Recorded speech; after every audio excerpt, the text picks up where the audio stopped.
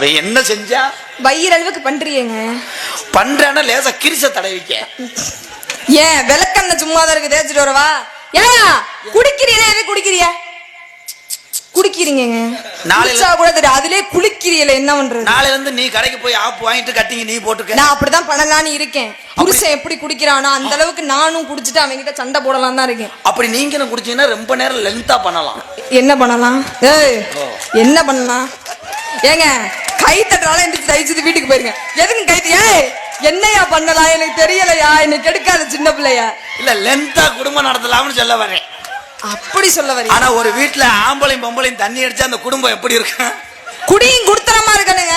மயத்த புடுங்க ரெண்டு பேரும் பாஞ்சு உடஞ்சு கட்டுல நெளிச்சு.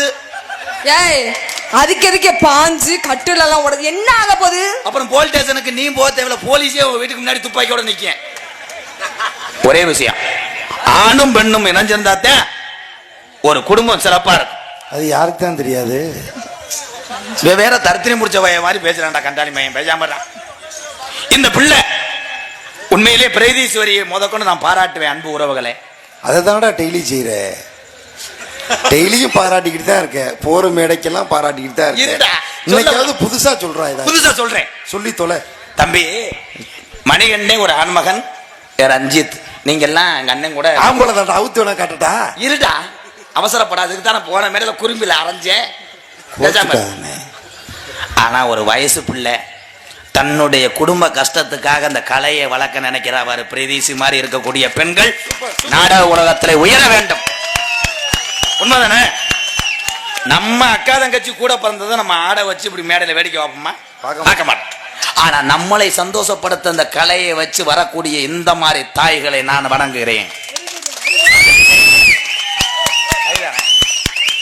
ஆனா எல்லா பிள்ளையும் நான் வாழ்த்துறேன். என்னை கோத்தாங்கம்மான்னு கேட்கிறாளுங்க.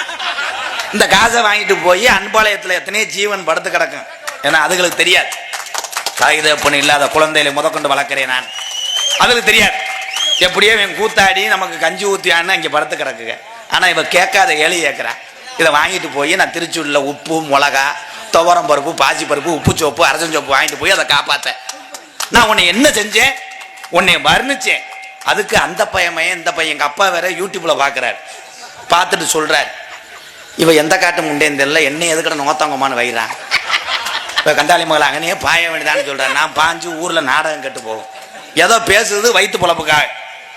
ஆனா பிரகதி உன் அழகுக்கு மட்டும் இன்னும் ஒரு 10 வருஷம் தான்.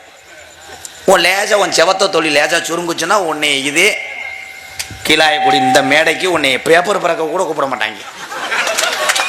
பிரதீஸ்வரியை போடுன்னு சொன்னா எங்க தம்பி எங்க அண்ணன் சொல்லும்,